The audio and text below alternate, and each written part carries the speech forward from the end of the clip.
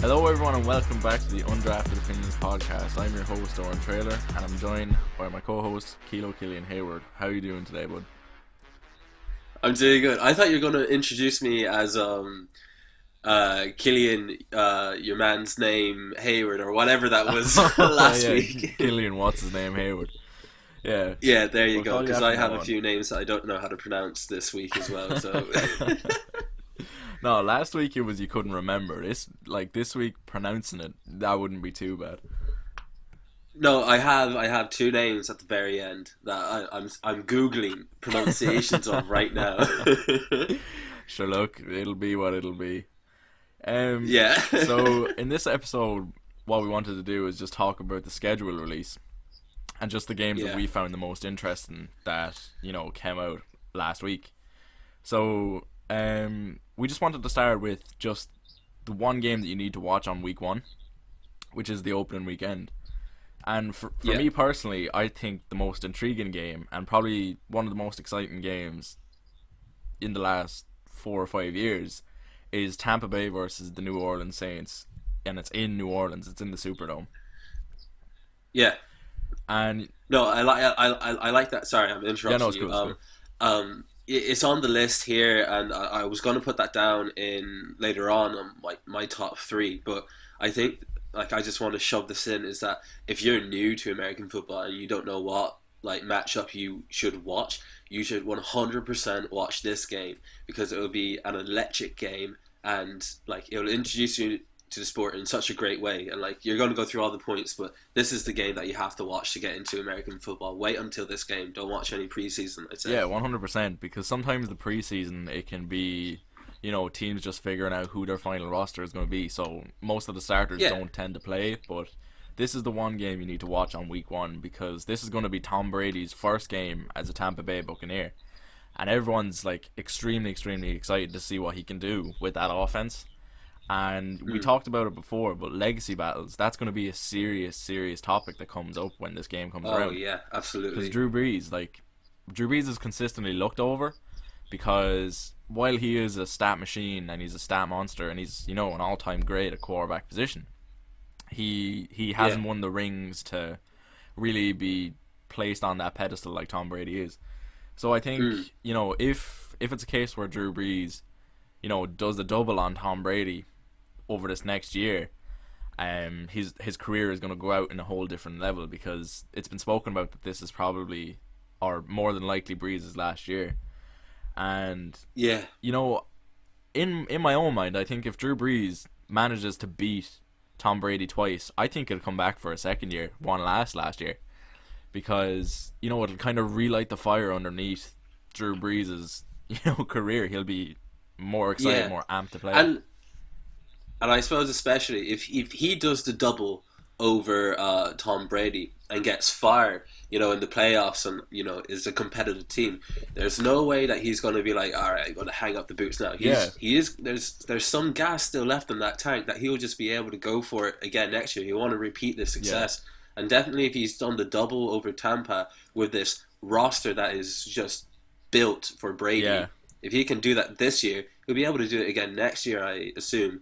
Yeah, no doubt. And another thing, within Drew Brees' legacy, it is the stats. Drew Brees' legacy at the Mm. moment is the stats.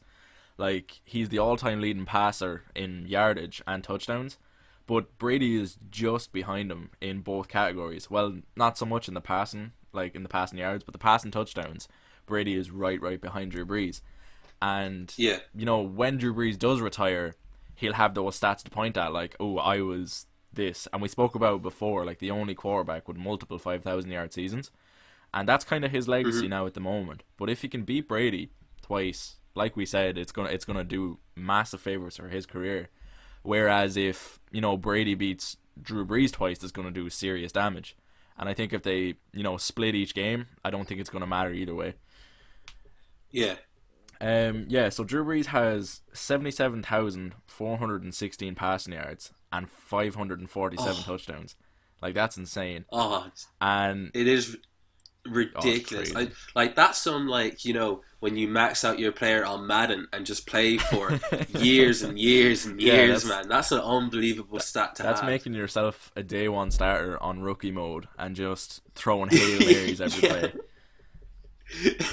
And then Brady is more or less a full season behind in terms of passing yards, but passing touchdowns, he stands on 541, so he's only six behind Drew Brees, Yeah. where he's Mm. almost 3,000 yards behind Brees in passing yardage. And That's surprising, actually. I didn't even know that. I thought Breeze was well ahead of that. yeah, You it know, is. And but considering Tom Brady missed a full year, I suppose Drew Brees did as well with injuries. Like when Drew mm, Brees tore his rotator cuff way back before when he was with the Chargers, and Brady with his elbow, like they'd pretty much be neck and neck at this point if either of those injuries didn't happen, I believe. But yeah, yeah, it's crazy.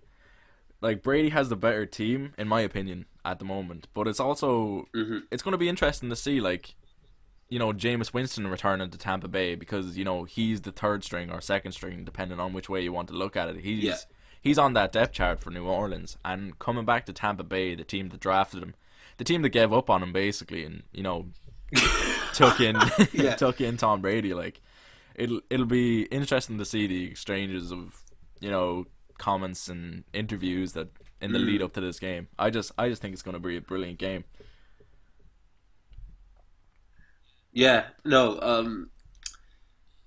like I'm just trying to think, especially in New Orleans, that stadium is insane. It's going to be so loud inside there. It's going to be ridiculous atmosphere. It's going to be like I wish I could travel to see this game. I Yeah, really wish I could because it would just be such an unbelievable game to watch. yeah, Because there's a lot on the line as well, even though it's a week one yeah, game. yeah. You know what I mean? It's not kind of just like, oh, we can just get this game out the way and then focus on the rest of the season. It's just like, nah, this is like the season game Yeah, for them because it's the opener. It's in New Orleans. Well, yeah, it's just going to be insane. I can't wait to watch like it. it's Hopefully, it happens yeah. because Hopefully of it the does happen. coronavirus. But Yeah, this whole episode it'll is be based on the preface amazing. that the whole season does happen and it all goes off without a hitch. But there is doubts, but we'll Yeah, speak in hopefulness. And I've been reading more and more articles saying that it won't happen, and I'm just kind of like, oh, don't do this to me.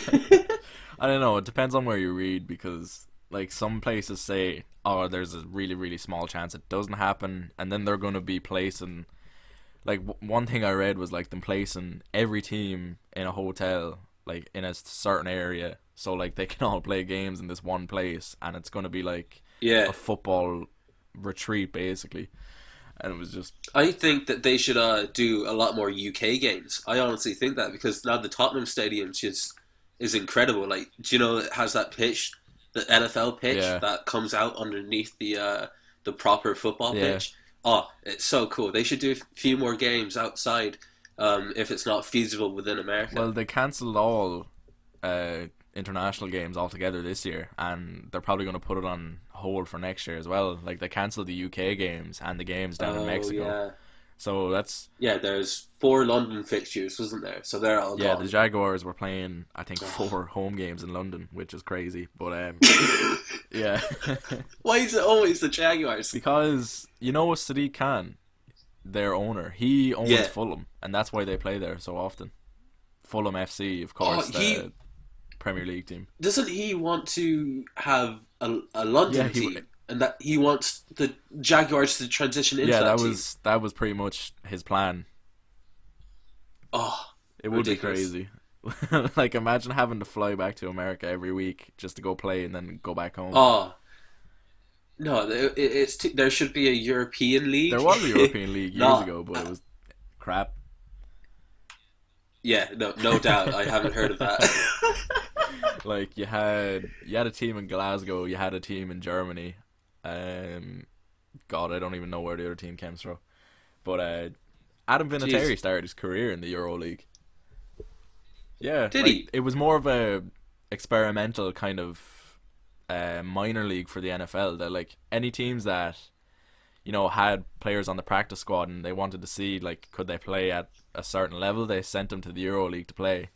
Like there's a good Huh. couple of players. Like I think Kurt Warner as well, Hall of Famer. He played in the EuroLeague as well for a while. Oh man, I'd love if they bring It that would be back, like or it'd something like it'd that. succeed far more today than it did back then. Now with like international Yeah. global trends and the media being able to actually Mm. cover it now rather than it just being an American sport in Europe. But Yeah, exactly. anyway, we'll get on to well, I don't know how we went off on that tangent, but Yeah. just just so in case you don't want to watch the Tampa Bay New Orleans game on week one, there's a couple of other games that would be interesting to watch. And again, they have Uh-huh. playoff implications as well because they're all divisional games. So you have the Dolphins versus the Patriots in New England in Gillette Stadium, Yeah. and then you have the Browns versus the Ravens in Baltimore. And Uh-huh. so to me, I thought the Dolphins and the Patriots game that would be the second most interesting game on week one because there's this Yeah. whole thing around the Patriots now at the moment. Like, will they be able to win without Tom Brady? Like, will Bill Belichick be able to pull it out? And at the moment, their Mm. quarterback position is kind of shaky because there's articles coming out now that they don't view Jarrett Stidham as a day one ready starter. Like they want to sit him for another year and then play him. Like he's not at that pro level in their eyes yet. So they brought in backup Brian Okay. Hoyer. But the interesting thing about that is they last year they moved on from Brian Hoyer because they still had Tom Brady. But Jarrett Stidham beat him out in camp. So he beat Brian Hoyer for the backup job basically. So he'll be likely be able to do it again where he'll win the starting job. Y- Uh-huh. So it's kind of a thing where they don't view him as a pro star, but he's their only option at the moment. And Mm. with the Patriots in general, like they've never like they're not really big spenders in the free agent market or anything like that. And it'll just be interesting to see how it goes down. And just on the other side of it as well, with the Dolphins, like they just drafted Tua. Now I don't think Tua is going to start week one. Oh I yeah. think they're going to sit him for Are you sure? Because he just signed that yeah, massive deal. Did you see that deal yeah, that it he was signed? huge, man. It was like 30 million, wasn't it? Yeah, 30.28 million, and includes a fifth-year option and a signing bonus of 19.6 Man, that's million. crazy. That No man in the world should be being paid that much, especially for not doing anything yeah, at that man, moment. He's done nothing, and he's gotten that deal. it's Oh, crazy. well, obviously, like he had his college career and everything Yeah, like that. But I mean, that's a lot of money for someone you don't know if they're going to like I transition. haven't looked. But maybe Like he yeah, will. that's crazy. Like I haven't looked at the numbers, but I'd be shocked to find out that it's not the highest paid rookie contract ever in the NFL. And Mm, just another note on the head coach of Miami, which is Brian Flores. He's a former defensive coordinator and linebackers coach that came from the New England system. And something I was looking into actually, which was kind of crazy to me, like Bill Belichick just does not have a good record against coaches that come out of his staff. Like I think at the moment okay. he's 14 and 13 lifetime, so he barely has a winning record over coaches that come out of his system. And in the regular season, it's 12 and 13. So he actually has a losing record against coaches that come out of his system within the regular season. So he has two wins in the playoffs over coaches that, he's coached up as assistants or whatever, which is kind of crazy. And I wouldn't be shocked if, the Dolphins take it because, Mm, the last game of last season, Miami beat the Patriots, which basically knocked them out of the two seed and more or less knocked them out of the yeah, playoffs when they had to play the Titans. the miracle in Miami, wasn't it, or something like that? I saw so many headlines about that game. It was Yeah, it was ridiculous. crazy. And yeah, like, do you have any opinion on it? Or I just think it's going to be an interesting game because there is a sweet spot for Miami because I guess it used to be an all time great team and they've kind of slacked yeah, off in recent years, and it'd be nice to see a team get back up there. And I with Tua, I think it'd be interesting how they perform offensively now. Especially, they must have a lot of confidence within him to be giving him yeah, that kind of deal. But I think it's just going to be an interesting matchup, just for the fact that you're just going to see a team that in the Dolphins that hasn't really been on the level that they used to be Yeah. historically, and then the same with the Patriots, but in the opposite way. They're not going to be on top as they used to be, so it's going to be they're kind of on the same level, and it'll probably be a big bash. You know what Yeah. I mean? Like it's going to be a tough game. But anyway, I looked up the biggest rookie salary or Yeah. whatever. Do you want to give like a stint on what it is? So it's not Tua then. Um. Oh no! It's not Tua. By far, it's not Tua. This is ridiculous. I want to know if this is correct, but I'm reading it. Um. God, let me. I wouldn't be shocked if it was Kyler Murray, or Nope. maybe Sam Bradford back in the day. Boom. Did I Spot get it? on. Sam Bradford, yeah, for the Saint Louis Rams, 76 That's million. crazy. And like imagine paying that much, and like how many times did he break his ACL? Or not tore his ACL? A It's lot of like times, like. three or twice. Anyway, that's a That's lot of money. crazy. That like Yeah, oh like the thing about Sam Bradford was it was like, if you need 5 yards, he'll throw for 7. If you need 9 yards, he'll throw for 7. Like his career was just a check down passer, which is crazy to think about now, uh looking back at that monster contract. Jesus, like isn't even earning that much in comparison. That's crazy. yeah. And to be fair, it's also like he played for the Rams, he played for the Eagles, the Vikings, and the Yeah, Cardinals. You know, imagine paying saying you're going to give this man that much, but send him to so many other teams. yeah, like they gave up on him quick. Um, Oh, poor but guy. But if you can get that money, good job on you. shout out to Mitch Trubisky, like wherever that guy is gonna end up. God bless him. Oh, Um, yeah. and then we'll move on to the Browns and the Ravens, and I just think it's going to be an Mm, interesting game because the Browns have become this lightning rod for criticism, and yeah. rightly in some cases they deserve it, in some cases they don't. Like they've just moved on from their 1 year head coach Freddie Kitchens, and it was a disaster last year. Like all the hype, and it just didn't live up to it. Like Baker Mayfield threw a ton of interceptions. Miles Garrett was Oh, yeah. beating people up with their own helmet. Like it was going crazy. And now they have a new head coach in the former offensive coordinator for the Vikings in Kevin Stefanski. So, and he was Yeah. like we spoke about in the last episode. Like all they kind of want to do is run the ball, and while that is safe, it's also, you know, it's boom or bust basically. But they have Nick Chubb in the backfield, so like I think it's going to be an interesting game just on the preface of Lamar Jackson and Baker Mayfield going head to head again, like in their fourth or Mm, third head to head meeting. Like they were selected in the same draft, one at the top of round one, one at the bottom. Baker Mayfield, of course, going first overall, and Lamar Jackson going 32nd. But it's just the comparisons between yeah. the two. Like Baker Mayfield had a really good rookie year, where Lamar Jackson didn't really play his rookie year, and then in year two, Mm. Lamar Jackson wins MVP and Baker Mayfield looks terrible. So like at the start of year three, I'll just be really interested to see like what comes of it. You know what I mean? Yeah. See, with the thing with like being drafted to the Browns, it's like you're going to be drafted high. You know what I mean? Because they're always going to have a high Yeah, pick because they're always so ass all the time. You know what I mean? And just like imagine being drafted into a team like the Browns where everyone hopes of a good season solely relies on yeah, you. That's a lot of pressure, and I think that Mayfield dealt with that really well in his yeah, first season because he got them a few wins, right? yeah. He did. But then it's kind of like you've got to keep improving every year, or you're going to be a bust, especially if you're the number one Yeah, overall. And with the Browns organization, it's just not a well-run organization. They always seem to be on the right track, but they go off the track some yeah, way, somewhere on the way to success.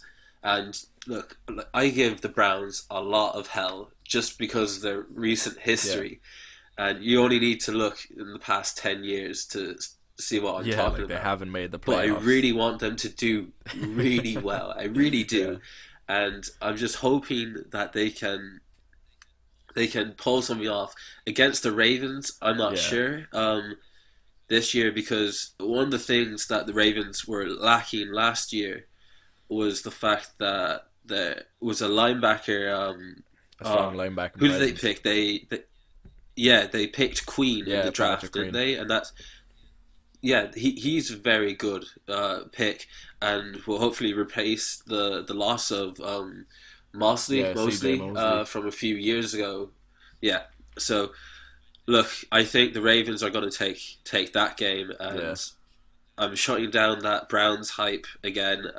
I'm sorry, Browns, but no, I don't think it's going to be a good season. I think it's going to be a great Yeah. game because you're going to have two teams stinting it out. I say the Ravens are kind of like, I can't believe this team bet us Yeah. last year. Let's go at them now. So it's going to be a fun game to Yeah. watch, I say. But yeah, big rant about the Browns You over. know, The Browns are going to lose. there was actually a report within the last week or so. Get listen to this, right? So the year they picked Baker Mayfield won first overall, they had Yeah. another first round pick, which I don't know what number it was, but they picked Denzel Ward, the defensive back, and Okay. like there was this report going around that the Seattle Seahawks called the Cleveland Browns and they were like, "We will trade Russell Wilson for that first round pick and that second first round pick to you." And I just thought that What? was crazy. Like it was a bit of speculation and it's not really confirmed at the time or even now. But yeah, it would have been crazy to see Russell Wilson end up in Cleveland.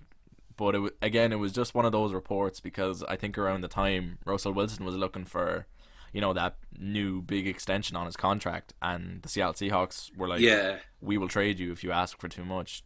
Don't start that." But yeah, just imagine Russell Wilson going and just having his career die in the Browns. Like that'd be crazy. Yeah, it's either he'd go and just let his career wither and Yeah, die, or he'll just retire and not let that trade happen. yeah. You know what I mean? Uh, But look, I feel bad for the Browns. I'm sorry for ranting on them so much, but I need you to have a winning season at yeah. least for me to be like, yeah, Okay, okay, a winning cool. They're season. on the Yeah, back. They're doing good. like yeah, the only team in the whole decade not to have a winning season was the Cleveland Browns, and they had a 16-0 Ridiculous. and a 1-15. No, not a 16-0. Sorry, that means they would have won all their games. They had a 0-16 season and a 1 and Yeah. 15 season. So over the span of Yeah. just two seasons running, they lost nearly all their games and only won one. But anyway, we'll Oh. move on. The Browns are crap. Hopefully they do better.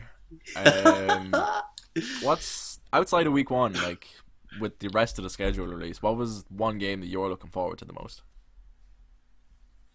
Right. So the game that I'm looking forward to the most, this is actually outside of the regular season. It's a preseason Oh, game, and it's solely just because I'm a Panthers fan.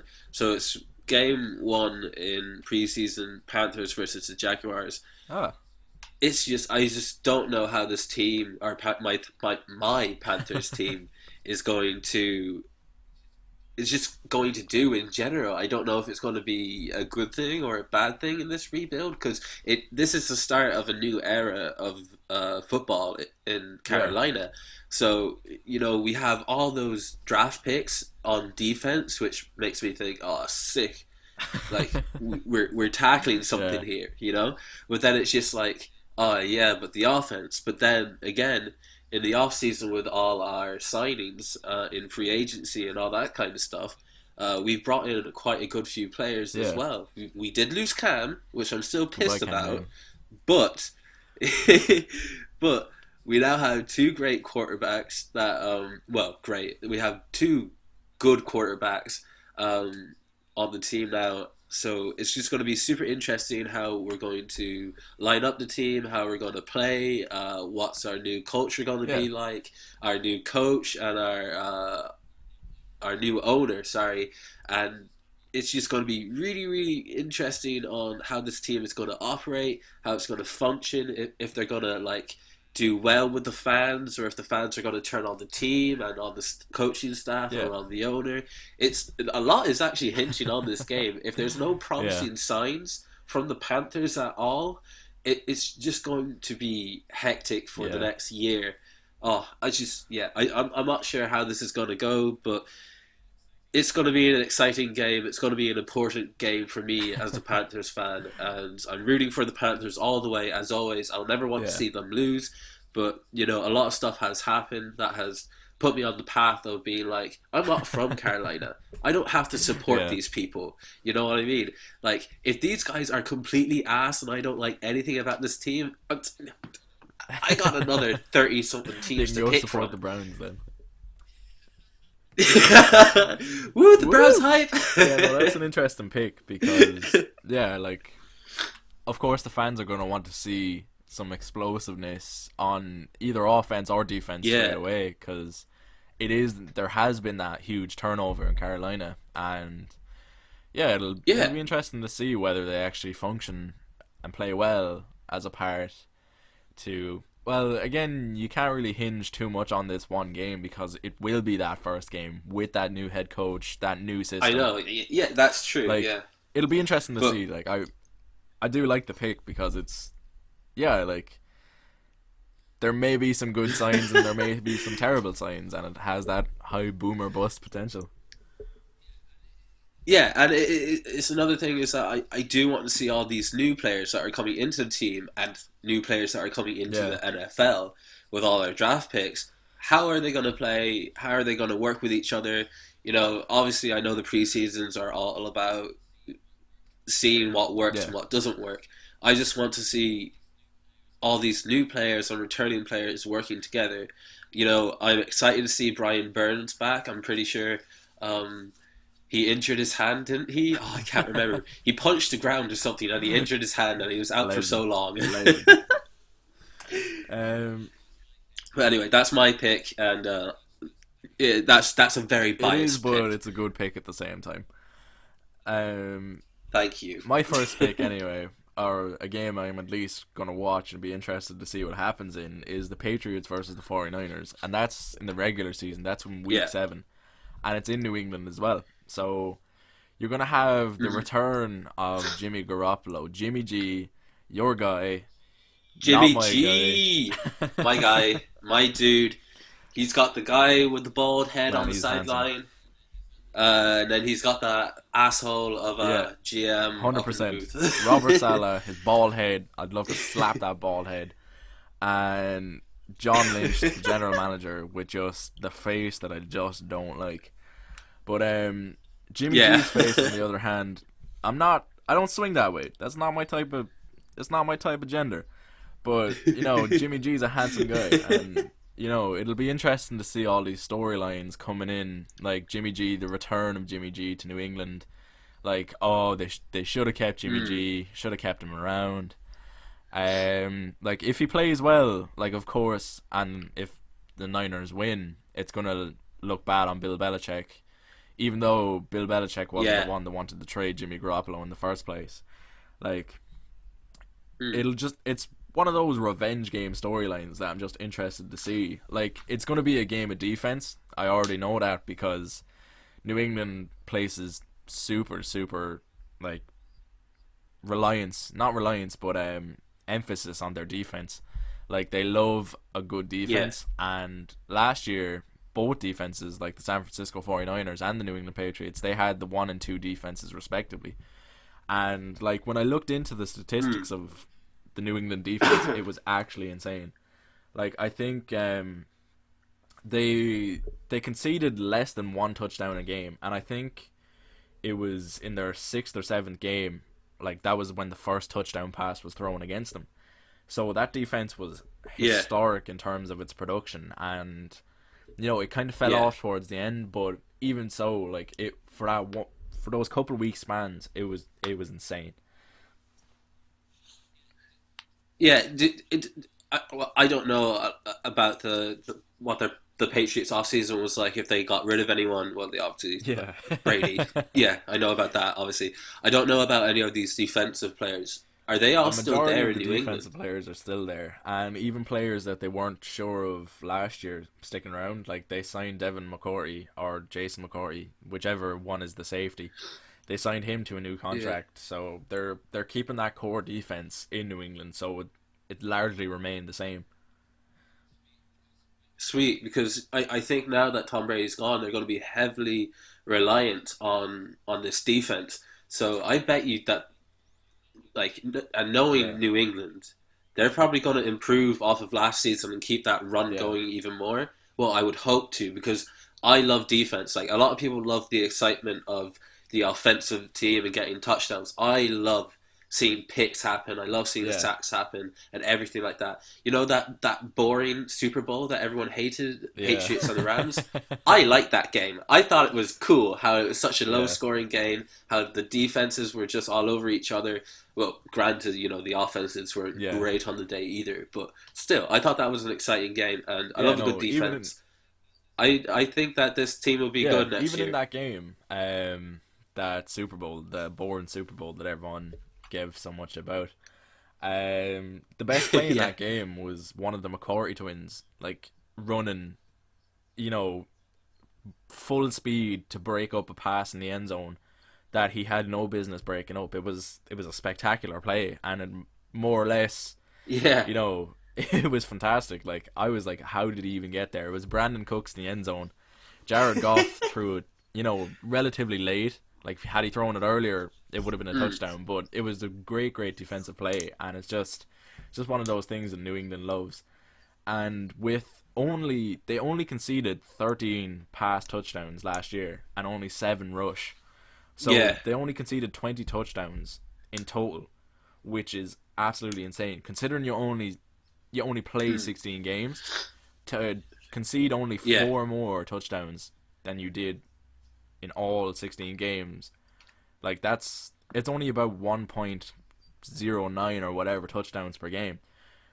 No, it's not. It's like 1.25, but like that's still remarkable, and like it'll just be interesting to see which defense comes out on top because of course, you have the 49ers defense with the strong defensive mm. line with Nick Bosa, and And Robert Salah, Saleh with Salah bald head, commanding it with the with a with the big big bald bald tanned head. head. Like Yes. I've never seen, like the way when somebody's bald, like the top of their head is a bit paler than their face because of course, like at one point they did Yeah, have hair, and like of course, like the yeah. face is going to be exposed to more sun. But that guy is just like tanned all around. I don't know how he did it, but like he must have. It's that San Fran weather, He must have man. been bald from birth and then like continued to be bald his entire life. But anyway, I don't like that guy. I don't like the other guy. I don't like the 49ers, but I can appreciate what they do. Right. So who do you want to win in this game? I'm guessing Oh, you the want the Patriots, of Patriots course. to win. Like I like Well, I want Jimmy G to win this game. I think actually. like I don't really root for anyone outside of my own team. Like I like to see some players do well and stuff, but like Yeah.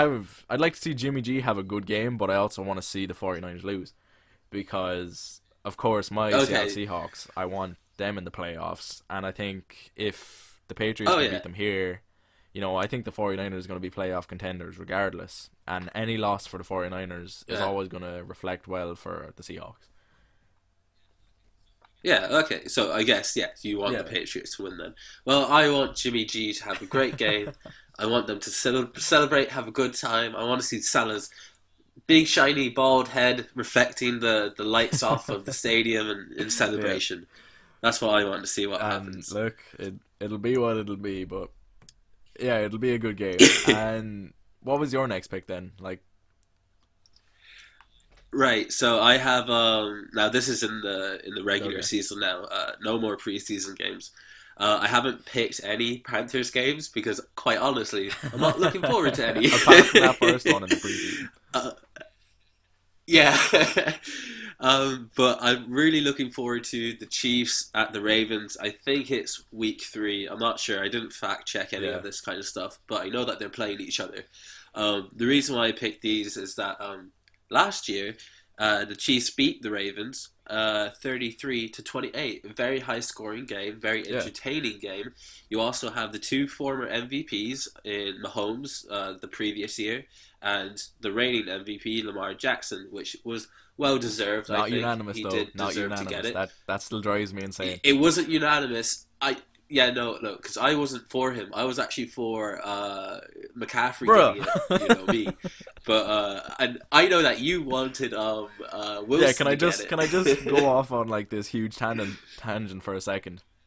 Yeah, go I ahead. hate the NFL MVP award. I despise it because it's not actually recognizing the most valuable player in the league. It's recognizing the most valuable player on the best team in the league. Like, there's been cases Yeah, around the league for years and years that like Matt Ryan won MVP a couple of years ago, and it just happened that he was the best player on the best team. Like, when I look at Russell Wilson, yeah, I see a player who does more with less. Like, Lamar Jackson yeah, specifically has an offense built around him, where Russell Wilson is uh-huh. just forced to hand off the ball on first and second down, and then he's Yeah, forced to make, a game-saving play on 4th and 15 or 3rd and 10. Like, Russell Wilson, to me, you place any other quarterback, and maybe Mahomes would work in Seattle, but no other quarterback outside of Mahomes hmm and Russell Wilson would be able to elevate the team to the level that he does. And while I yeah, do think Lamar Jackson deserved the MVP award in his own right, I don't think yeah, it should have been unanimous. Like, I think it should have been a bit of a closer battle, considering that Tom Brady is the only other unanimous NFL MVP, and that was the year he threw for like 50 touchdowns and 5,000 yards. Like, you know what I yeah. mean? But anyway, But yeah, and same point as you. What you're saying about Wilson and why he deserved it, like like McCaffrey, I think he had a big shout for it because he definitely was not on a good team. Let's be yeah, honest. Our Panthers team was like so last ass, year, man. It was so bad. But he had 1K rushing and 1K receiving. yeah, That's incredible. You know, he had one of the greatest seasons of all time, and nah, didn't get it when yeah, if you compare uh, Lamar Jackson seasons, you can be like, oh yeah, this lad back in the day, he did that. He was close to doing this. He did parts of what Jackson did yeah, and all that kind of stuff.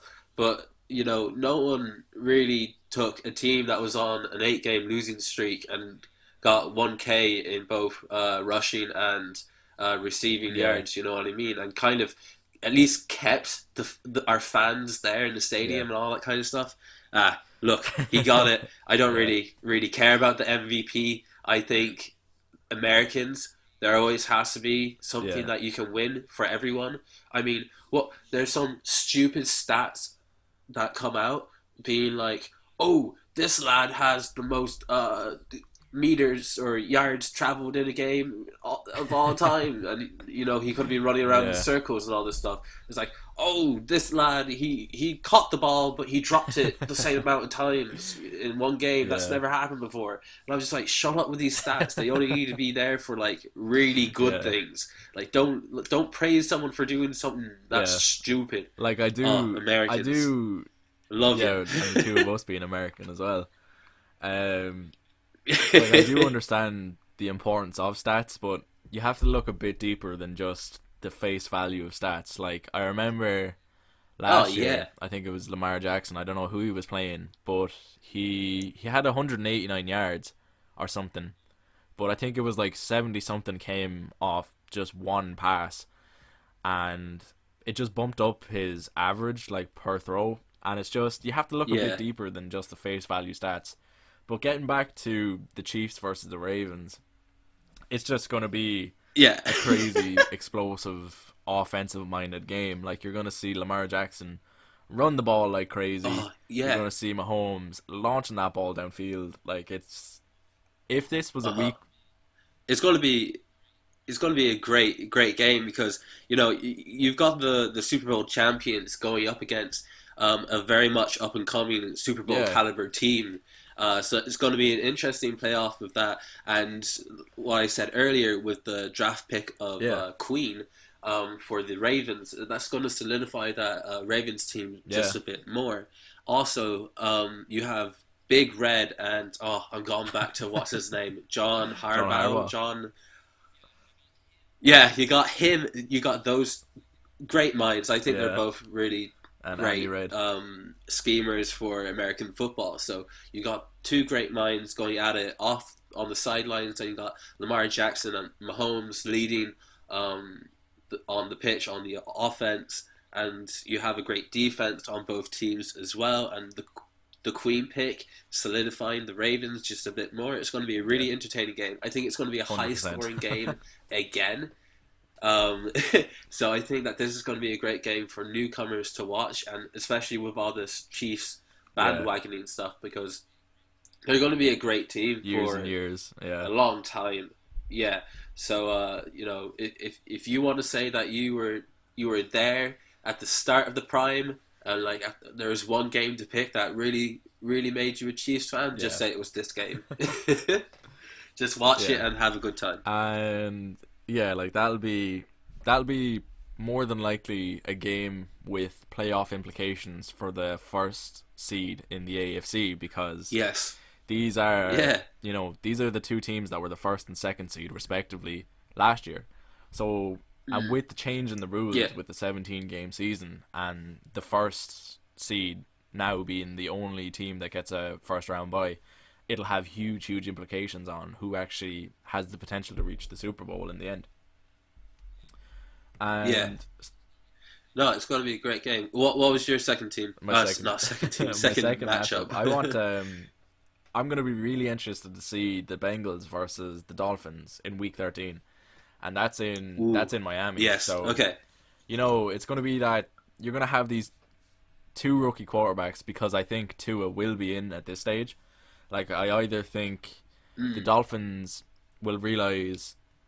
Well, I don't think the Dolphins expect to make the playoffs this year anyway, but just to get Joe Burrow in, not Joe Burrow, Tua, just to get Tua in, give him that NFL experience, Yeah. and just let him play with no consequences, basically. And of course, Joe Mm. Burrow is going to be the Week 1 starter for the Cincinnati Bengals, because they moved on from Andy Dalton, so he'll have played all of the games up till this point, barring any injuries, which I don't Yeah. wish upon any player. But yeah, so you'll No, see the not at first all. overall pick, hopefully against the fifth overall pick. And even if it's Ryan Fitzpatrick, I'm still going to be really excited to see Joe Burrow play Miami, and just, Oh man, Fitzpatrick, one of the yeah, greatest of all time. He gets bare cash, and he only performs, I mean, a few games a season, but he always does that when it when matters. they're thinking about replacing him, or extending the contract Yeah, or anything like that. He goes, "Damn, I really need to put in a good few yeah. performances right now." And like, to me, it's going to be like, I'm hoping that Joe Burrow versus Tua Tagovailoa becomes like this next big rivalry. Like, we talk about legacy battles the whole time. Like, I Yes, hope yeah, Joe Burrow and Tua Tagovailoa become Tom Brady and Peyton Manning. Like, that's what I want to see. And if it yeah, does eventually, 10 years down the line, become this massive rivalry, this is where it all began. And with two yeah, teams that were dreadful last year for the most part, like, it'll just be interesting to see how they turn it around. And you know the Miami Dolphins were historically bad at the beginning. The Bengals were historically bad in general. Like, it'll just be great to see like how the turnaround, and the influence of picks, how it turns around a franchise. You know what I mean? yeah. And I think in week 13, obviously, like you said, hopefully Burrow's Healthy. Yeah. not injured, and like if no one on either team isn't injured and they're all healthy, it's going to be Yeah. one hell of a game. Like that offensive lineup for the Bengals is just crazy. It's going to be so much fun to watch, especially if Green is healthy and Yeah. everything like that. Because I haven't followed up even from last podcast on mentioning his Yeah. injury. I still don't know where it's at, but I'd actually, yeah, no, I like this game. Yeah, we should watch it. You come over to the house. We'll get a few pizzas Pizza from Pizza Palace. Palace, Shout out to the and boys. oh yeah, Pizza Palace feed me every Friday and game night. Yeah, so that was my second Oh game pick, and one that I'm really looking forward to be seeing. But what was your last pick? yeah, no, I agree with that. I really like that one. My last pick, right? Where is it? Here we go. So again, it's another Chiefs game, just because they're a really entertaining team to watch, Yeah. and you know, I'm not jumping on the bandwagon because I don't like the Chiefs, but I like watching the Chiefs. It's Yeah. a weird relationship I have with them. But I think it's week 4, just following the Ravens. It's the Chiefs at the Buccaneers. So Ooh. you've got a really Yeah. interesting lineup, right? So you got the best QB in the league in Yeah. Patrick Mahomes, and against the best QB of all time in Tom Brady, battling out two great offensive minds. I really like that. You've got the Super Bowl champions who obviously want to repeat and are well capable Yeah. of repeating that against a team that is literally designed to take Tampa to the Yeah. Super Bowl. So you basically have a Super Bowl matchup right now, and I Yeah. really like that. Again, it's like Brady is 2-1 against Mahomes. They played each other 3 times, and I think Brady's better Yeah. them twice. Um, yes, and so there's going to be that thing being like Mahomes obviously wants to be considered one of the greats because he's with the Chiefs. He got them a Super Bowl and everything like that against the greatest of all time. So I think even if you get like a on par level with Brady, you're going to be considered a great QB. So I think that there's going to be an interesting point in that. I said Mahomes wants to repeat the Super Bowl. Obviously, Brady wants to win his Yeah. 7th ring. So that's going to be interesting. And Tampa, they haven't had a crazy good season or a Super Bowl in a long time. There's been a long drought of them not really Yeah. getting anything, so they'll want that era to end and just to get a Super Bowl. Chiefs want to stay on top. Big Red wants to eat them them hamburgers, cheeseburgers. man. He Get needs in them there. burgers. Yeah, he wants he wants that. And also, just looking at it, the 2 tight ends matching up against each other. You got Gronkowski and Tom Brady paired up again, and you have the great Mahomes and Travis. Travis Oh Kelce. Jesus, here we go again. Kelsey. Is that Yeah. how you actually spell Kelsey? No, it's not, like dependent. Like that's their Uh, second name, so it's kind of weird. But like Kelsey, as in like a girl's first name, is like Kelsey, I think. Maybe, I don't know. Oh, Yeah, I don't know. know. I don't like that second name. He's just Travis to Travis. me now. Like I just can't pronounce Yeah. American names. Like European names, no problem. Give me French, German, Spanish, any Yeah. day of the week. Give me an American name where they just combine like 5 bloody random syllables together, and I'm just Yeah. like, oh, lads, what are you on? What are you on? But anyway, I like the matchup Yeah. of the tight ends. So it's going to be cool. It's going to be interesting. I think this will be a great game, especially. I think it is following Yeah. the Ravens games. Chiefs at the Ravens.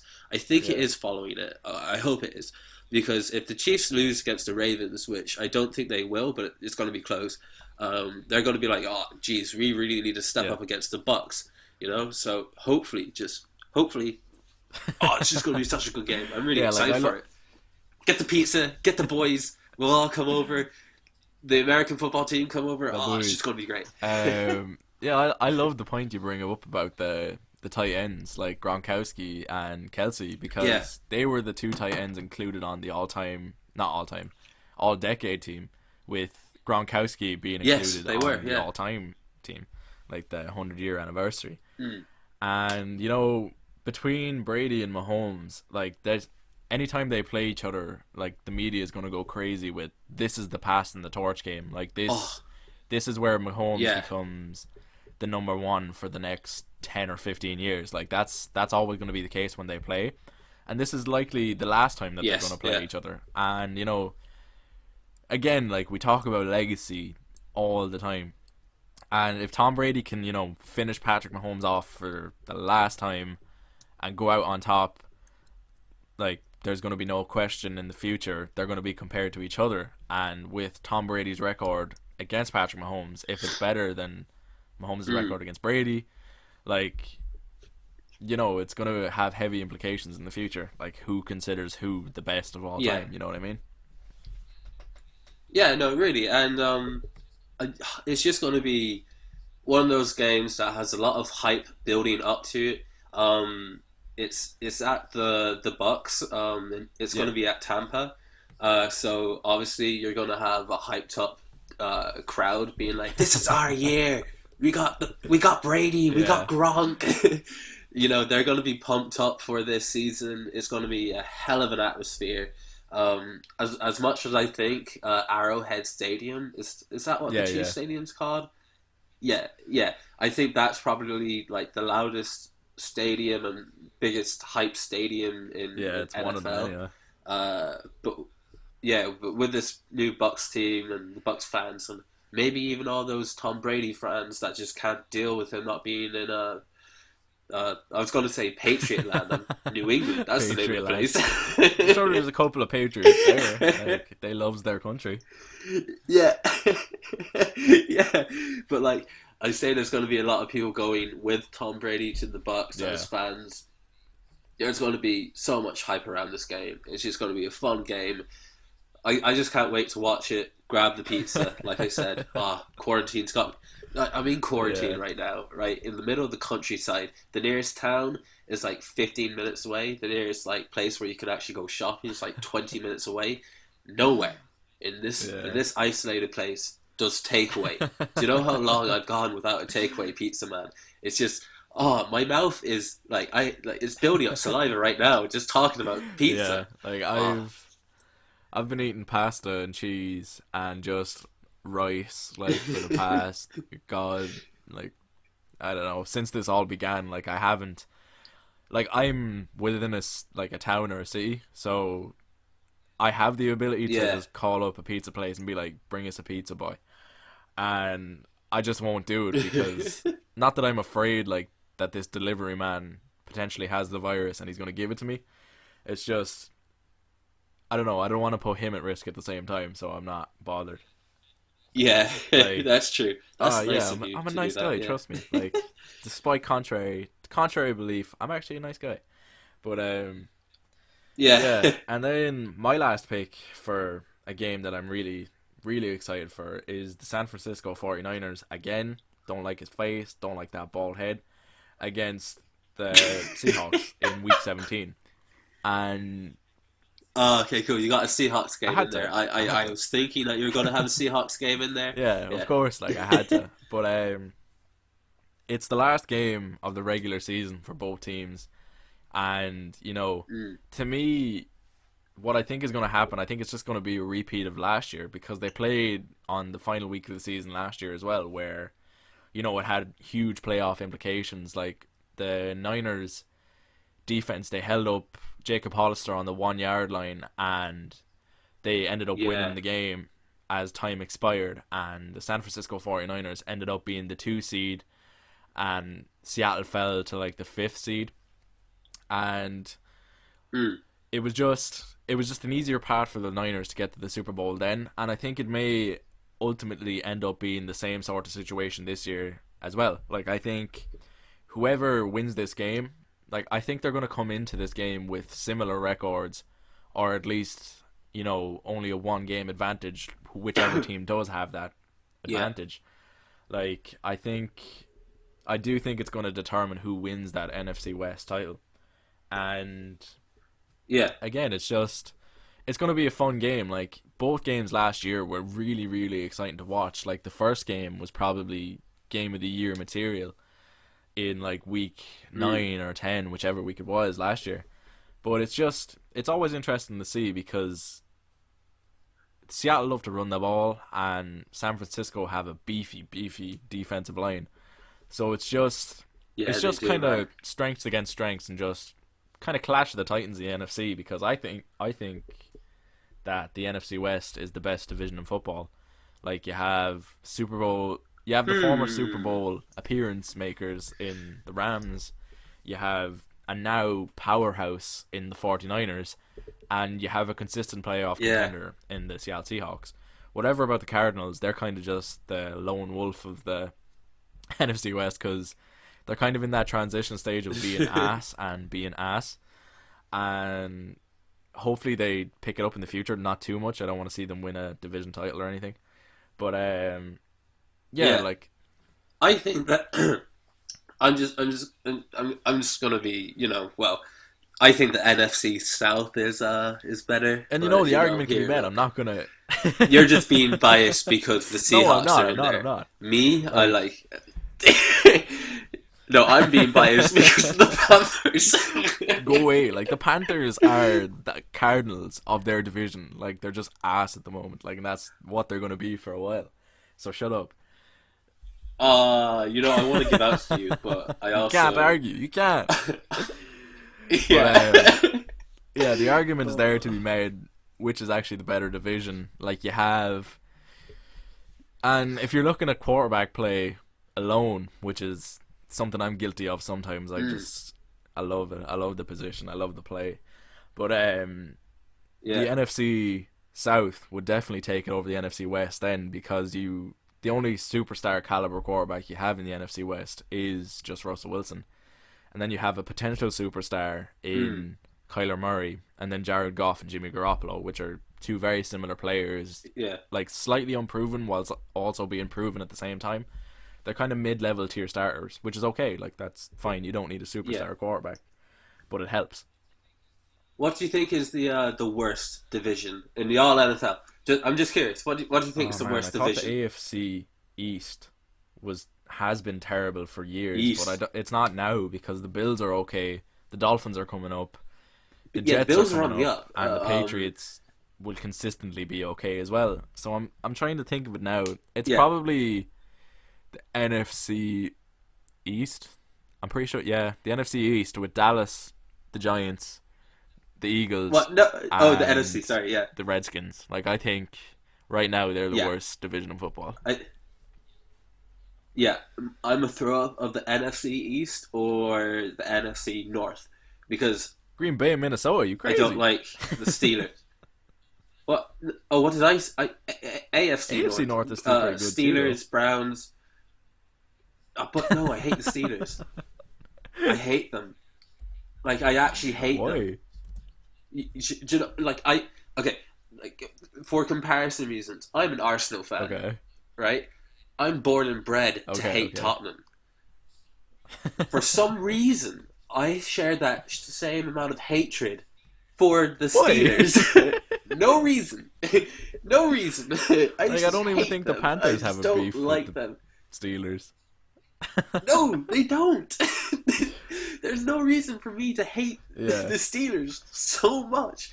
But every time I like, do you want to watch the Cedar games, Killian? No. And I'm like, no, I hate like, them.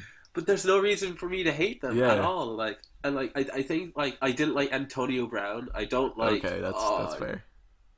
Big Ben, you don't like Big Ben? Big-headed quarterback twat. Big Ben Hate him. Roethlisberger. Yeah, that molester. Jesus, no, I can't say that, can I? I may edit that one out. Do you want to just add in a Yeah, bleep? I may go download Right that there, sound. please. But yeah, I can understand.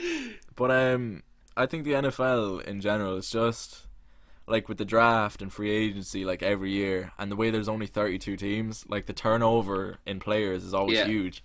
Like a couple of years ago, I hated the Giants and I hated the Jaguars, just because I didn't like Odell Beckham Jr. and I didn't like Blake Bortles.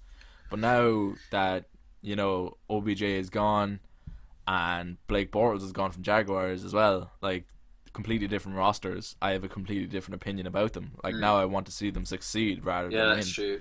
And see the thing is that like that will probably happen to me, and then I'll become a big fan of the Steelers. But like what's odd is that I follow the NHL as well. And the player that got me into the NHL was Sidney Crosby. He went to the Pittsburgh Penguins. I love the Penguins. My favorite team in the NHL. Oh, the colors of black and yellow. Love it. Best color design. When it comes to the Steelers, though, jerseys look ass. Players are ass. I hate all of them. Look. Yeah, I don't know what's wrong with me. Yeah, so you don't like the Steelers. I don't like bald heads and ass faces. 49ers. The 49ers. Like, no, I don't mind the 49ers. It's just I don't like. They're just a rival. You know what I mean? Like that's it. Yeah, like, I get you. There's no more deep-seated hatred. But due to popular request or popular demand, we're gonna take a visit to Cam's Corner, and this is a segment that we skipped last week because we forgot, and there was no real news about him anyway, so it didn't really matter. But this is the segment where we talk about Killian's favorite player, Cameron Newton, who is currently an unsigned free agent or a released franchise quarterback from the Panthers.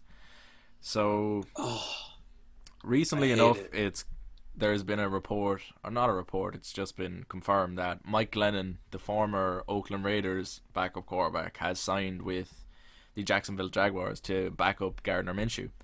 So now it looks completely unlikely that the Jacksonville Jaguars are going to take Cam Newton on as a backup. And Cam Newton himself, he's released a statement like that he's willing to play as a backup quarterback. But at the same time, with everyone's kind of rosters and depth charts being set, and like, do you really want to bring in Cam Newton as well if you kind of have a shaky starter that you have kind of time and money invested into? Like, do you really want to do that to your roster and kind of unsettle the locker room? Because I think if you bring in Cam Newton, like, there's going to be a couple of players each training session that are going to go, man, Cam Newton, he can really, sling it. Like, he's a bit better than what we have at quarterback. And yeah, so he's currently unsigned. Killian, how are you feeling? I just feel bad for him now because I can't believe that he, as a quarterback, like his caliber of play. I mean, he's 31, right? I think he's 32 now. I think it was birthday. And he still is. Yeah. Happy birthday, man! Big shout out. I'm your number one fan. If you're listening, I have a place in our college team, QB, if you want. Bro. Or there'll be. Sorry, you're the QB. I like to think I am. By the way, his birthday was yesterday. He's 31. I'll say. Yeah, 31. Right. So anyway, big happy birthday to Cam. I love you. I don't. You're okay. Anyway, there's still a there's not really a QB like him. Kind of like Lamar Jackson is kind of becoming what Cam used to be with the way that he runs the ball, how he can get out of the pocket and all that kind of stuff under pressure. But Cam has something that Lamar doesn't have, which is his physical presence. He's just such a massive man. Again, he's like 6 foot something. Yeah, he's 6'5". He's 111 kg, right? Dude is heavy, jacked, and so athletic. Have you seen his workout videos? No. Oh my god! Each muscle has another muscle, and it's just crazy the workout that he does. Anyway. Yeah. Back to the point.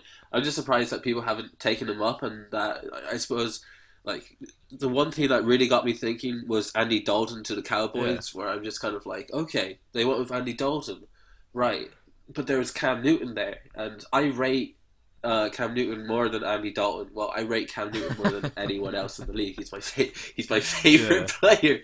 But I think there's an actual legitimate argument that Cam Newton is better than Andy Dalton. He may not be. Well, I actually don't know what Dalton's accuracy is like or anything like that. But Cam can do more because of just his physical presence. He can get out of sacks well.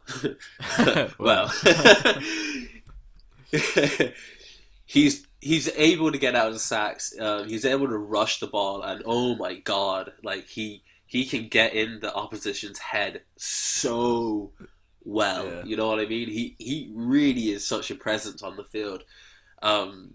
Did you see that clip? I can't remember. I think it could have been against Green Bay, right? Oh, and they're lining up just outside of the Green Bay end zone, and what is it? That's that wheel linebacker. route. That's Don't that know wheel his name. route. Don't care anyway. It's a wheel route, guys. Wheel route. Like, I got this. I got this. And Cam's just like, oh, you watch film? And he goes, yeah, I watch film. It's like, oh, that's cool. Watch this. And he throws the ball. But you know what the funniest thing is that wheel route was still there. Just no one went to it. Like, I was like, oh, he did watch the film. I was like, no, it didn't matter. Yeah. Anyway, I'm just surprised that Cam Newton hasn't been signed, and I think that's why he said that he'd take up the backup role just because he wants Yeah, to he get on a wants to team. get I think somewhere. like the need for him to be on a team is there. So, you know, I'm still a fan of him going to the Chargers. As Um, unlikely as that looks Even right now. though as unlikely as it is, I would like to see him in the Chargers. Yeah. Very unlikely though. I can't remember what team people are speculating about. There was a team that people are speculating about. The The Bills? Bills. Yeah, did you see that? That they might take it. Did you just say that? The Bills? No, I didn't say that. I was like, the Bills? Like, I. Yeah, no, I saw something about the Bills. Anyway, Yeah. I don't know anything about that, but it's just the fact that they're on the up and coming, and they've had to battle against the Yeah. Patriots for years. And that like, oh, if we get this guy, maybe I saw one news article about it, didn't read it because I thought it wasn't going to be true Yeah. anyway. But anyway, Cam's corner is me being upset about Cam, then saying all the Yeah. pros about Cam, ignoring all the cons about It'll Cam. probably be, There we go. if we do continue it on as a recurrent segment, like you're just gonna say the same thing over. Like I don't know anyone with his accuracy and his personality and I'm like, yeah, it's very true, very true. And then he'll remain unsigned, and you should really start a petition Yeah, by to get him somebody. Yeah, signed. Uh, like, who wants to take the risk on Cam? Do you know what I mean? yeah, Like, all love to the guy. Like, honestly, like, best player yeah. ever to exist in the game of In American your football. opinion, But yeah, it's more than just picking a yeah, QB, a promising QB. You have to look at it. Will it be yeah, a scheme fit? Will it salary caps, all the salary issues? Are yeah, we able to? Is he going to work well with our staff, our management? How will our fans react if we sign him? It's all this other stuff about it, and it's just I don't think he's going to find a team. As yeah. upsetting as it sounds, Like he probably won't, and what more than likely will happen is because it happens every year. Like a quarterback is going to go down, he's going to become yeah, injured, and somebody's just going to pick up Cam as that second option, and that's probably likely how it'll happen. yeah. I hate that, man. I hate it so much, and like I would hate it to happen to any player as well. But because it's happening Yeah, to Cam, it's just oh, it's tenfold. just so annoying. Well, anyway, Yeah. that's the end of the podcast. We've ran through all of our topics. Wait, we have a breaking news segment. It's breaking news. Breaking news. I'm trying to remember the player's name. I can't remember it, but it's breaking news. Um, your former player, Earl Thomas. got caught. Yes, yes, got caught in the Yeah, bed. so for anyone who's still listening an hour and 7 minutes into the podcast, there's probably one of you out there, and if you are, smash that like button, subscribe, all that good stuff. Yeah, please do. Um, It's great. Keep them comments coming in the comments. yeah, well, actually, yeah, we need to reference that as well. Electric Toaster, our mortal enemy now. Oh yeah. Well, No, will I we'll do talk that now, about or Earl will Thomas we, for will a we go second, to Earl actually. Thomas? Okay, So cool. Earl Thomas, former Seattle Seahawks safety, Legion of Boom member, foundational member of the Legion of Boom, Seven-time Pro seven-time Pro Bowler. Bowler, now at the Baltimore Ravens. Yep. So there was this report that came out, a police report, so it's all factual. It's all there. Like, this is not speculation. Yeah. Earl Thomas had a fight with his wife, and, his brother, he texted his brother, he's like, oh, come pick me up, whatever, I don't want to be here at the moment. So they left. His wife, Nina, she logged into Earl's Snapchat and checked maps, and she seen that he was with the brother, of course, and a group of women.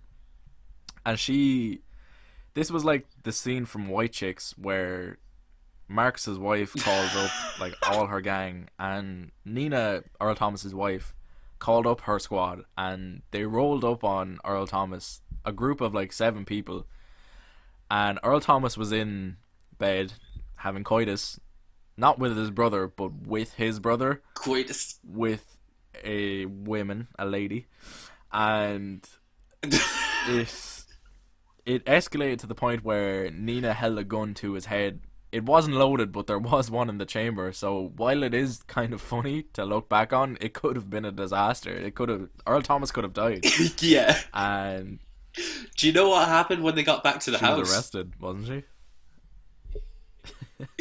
Wait, I have it here. Upon their arrival at home, police found Nina Thomas with a knife in her hand, chasing her husband around the house. Man. You know what? Both of them. Yeah. You know, not a great really situation. He's caught cheating. She's been caught trying to kill him. And she spent Mother's Day, in America at least, in jail. So, yeah. All props to Earl Thomas. Props to his marriage. Props to Nina. Shout out to Nina. Yeah. 7-time Pro Bowler. Nina, of course, a good wife. A faithful wife, it seems.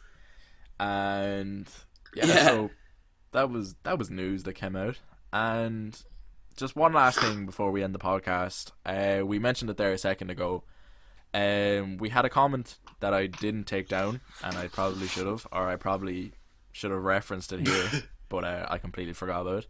Yeah. But we got a comment from a guy named Electric Toaster, and shout out to him for watching, Woo! and commenting as well. Like it's gonna help us eventually. Yeah. Thank so you. thanks. Yeah. But he commented something about this, that, or the other. Killian, add Phil while I bring up the comment.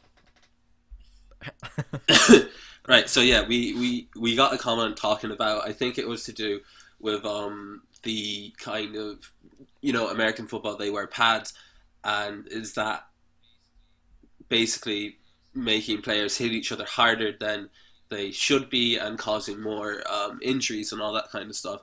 And I thought that it was an interesting comment and an interesting topic to bring up, because in first year of college I actually did do a presentation on concussions, and just to be different, because I knew a lot about American football, I did it on American football and concussions in the NFL, basically.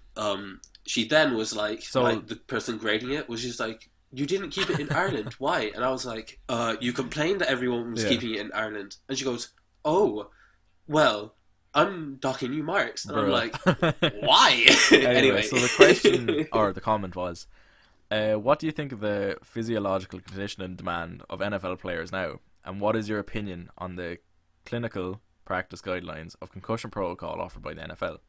Do you believe these players should be subject to the risks?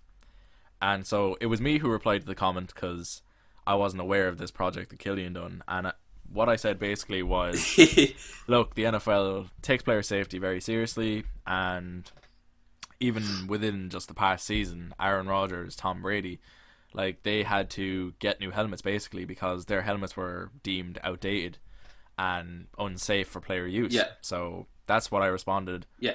And just to give a better response, or just a better response than what I gave, Killian, take it away. Right, so probably the biggest thing about American football, and probably the NFL were under a lot of pressure of it, is CTE, which is a result of continuous concussions or injuries to the head. So it doesn't even have to be a concussion to the head; it has to just be a general hit of the head or anything like that. And it's been shown, CTE has been found in rugby union players and rugby league players. And the interesting thing about rugby league players is that that's essentially a non-contact sport. Well, like, there's tackling, but there's no rucks. There's not really any scrums. Injury is a lot less there than in union, but yet there still is concussion. No, there still is cases of CTE after a player's career. And basically, all that means is just impacts from other players can cause CTE. That's probably the biggest thing that the NFL has to deal with. Now, CTE, for those who don't know, it is a big thing. It's chronic traumatic encephalopathy. Encephalopathy.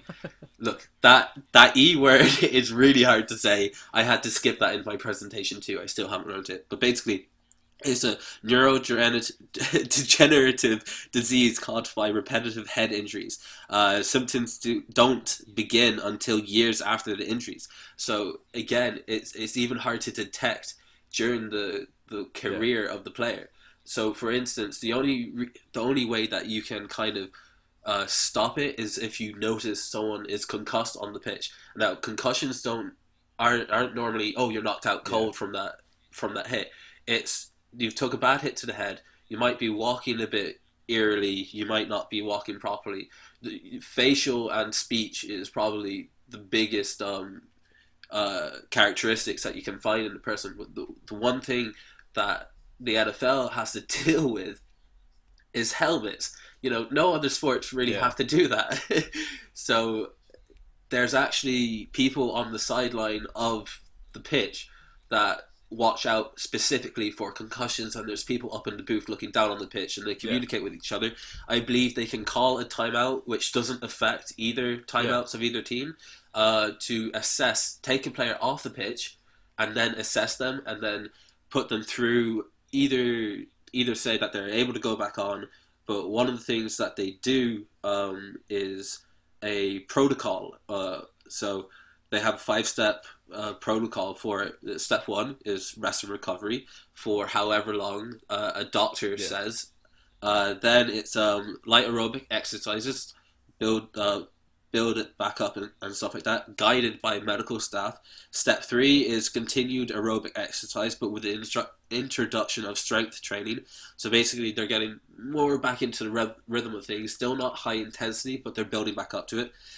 Step four is football specific activities. So that could just basically be like running routes. It could just be as Yeah. simple as that. Again, all this is looked over by a physician and by medical staff. And then step five is full football activity / clearance. What that can mean is two things: that they're allowed to return to a practice squad, or because of their development and recuperation from the concussion, they're allowed back into the full Yeah. training team.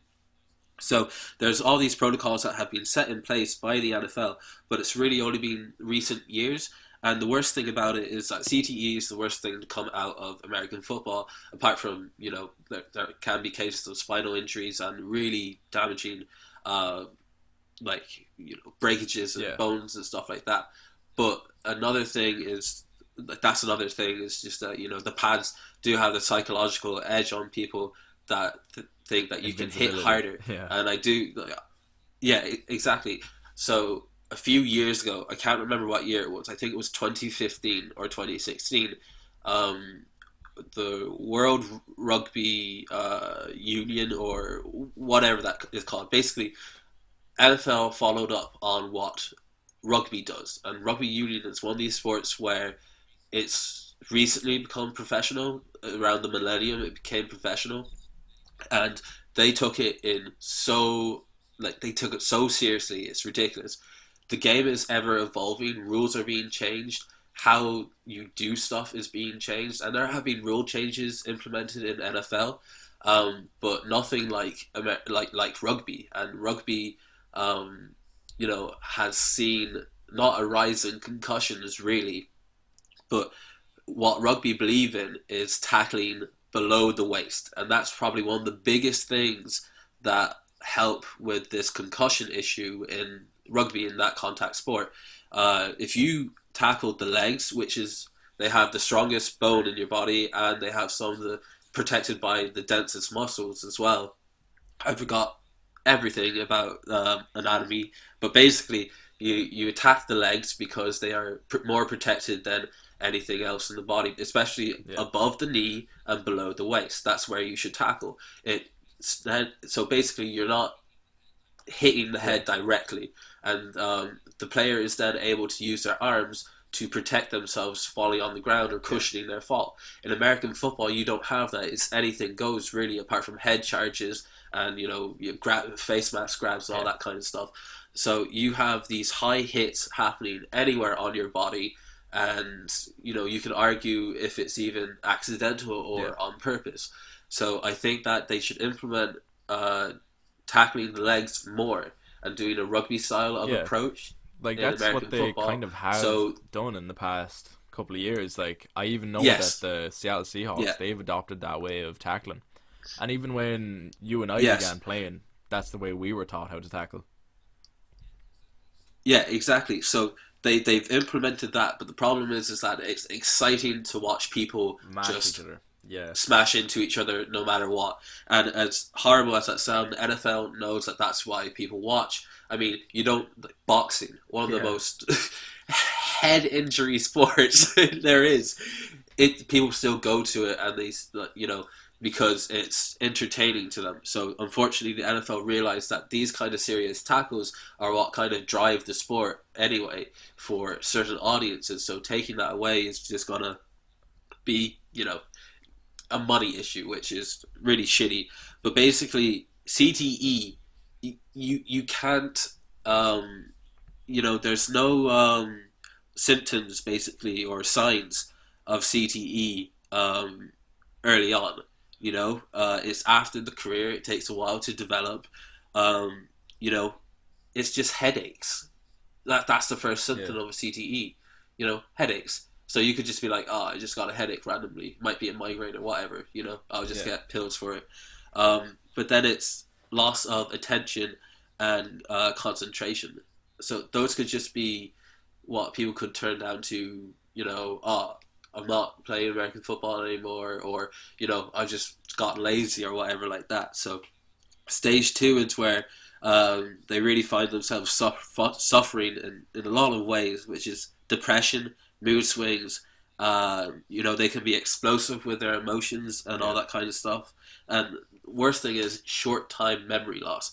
And there's two more stages that I can't remember, but it all ends up in dementia. So you can get dementia from CTE, which is a terrible thing. So you know, the NFL needs to implement new rules and regulations on the pitch. And one thing that's so great about rugby and why I praised rugby so much is that the referee is crazy respected and has just so much authority. He'll blow the whistle even if he just even thinks that the person might have a head injury. Could be even a little bit of blood, a cut. And he'd be like, yeah, I want you to go off, get examined, and then while you're away, we'll replace you with another player. It's required. Yeah. You can't argue this. And I know that, the NFL have these people on the sidelines that can blow up the whistle, call a timeout, and do the same thing. But, it's harder to see it with the helmets on, with the facial recognition. You can only really do it with the way that they're walking or if they're Yeah. Completely. knocked out cold on the ground. So, it's a tough thing to kind of tackle in American football. I think with the pads, it really is an issue, so that they need to be implementing a new style of tackling, and that they should start implementing rules and regulations on where you can tackle. So, for example, in rugby, there's a rule that you can tackle someone, lift them off the ground, but you are not allowed to put the head underneath your waist. So lift them past the horizontal line. So essentially, they land on their head. With American football, if you say, "Look, just do not tackle in a way that will make their head contact the ground before the Yeah. rest of their body," that would be another great thing. But look, it's tough. Like this was a few years ago when I did this project. I remember being shut down for this project as Yeah. well. But the facts are there. CTE is probably the biggest thing to come out of American football, which is terrible. If you want more in-depth thing, look it up. If you want to watch a movie about it, watch the movie Concussion. Um, Yeah. yeah, essentially the helmet doesn't protect the brain. It really doesn't. It protects your pretty face. Yeah. That's all So. it does. The outer layers, the internal parts, yeah, they're just gonna get fucked no matter what. So toaster, electric toaster. I hope you're happy with the answer. We gave your own little segment. I don't know too much about it, but Killian talks as Yeah, if he knows about look, it, so and as well, we'll see. We'll see if he replies. yeah, look, you can, yeah, everyone can, poke holes in my argument. That's all part of arguments and stuff like that. But that's my understanding of it anyway. I do think that ultimately, yes, the pads in American football, they make people tackle harder than they should, Yeah. and tackle harder than what bodies can actually take. I mean, just one more example. I know we're running on. In rugby, a standing tackle, basically where you run into a person with your body parallel to the ground and basically, tackle them like a hug. That's a common tackle in American football. But, that's not really, it's not like forbidden in rugby, but it's just looked at as a bad tackle. You shouldn't tackle like that because, first of all, you're not really going to make the tackle properly, but also your heads could smash against each other. Reference to this is the Lions tour of 2009 to South Africa. 2 Lion players and 1 South African player got concussions from these type of tackles. And one was Tommy Bowe. Basically, what they said in a review of it is that the impact that he had was from a small car crash, from that tackle. Brian O'Driscoll, he went to tackle standing up, and the player coming into him was upright. Both their heads smashed together. Both of them concussed. Brian O'Driscoll out for the rest of the series. Same with Tommy Bowe. It's standing tackles again. It's all about bringing the tackle area below the waist, mainly in between the knee area and the waist area, on a very naturally protected part of your body. And again, you'll have pads on those areas as well. So really, just focus on that area for tackling. I guess that's it. So really. now it's the end. Now it's the end. Woo! You could cut that out and just make a separate video if you want. I don't know. Right. So anyway, that's the end of the podcast. If you've enjoyed it, like always, share it around. Let people know if people are interested. And of course, as always, thanks for listening. Thanks for listening, guys. Peace.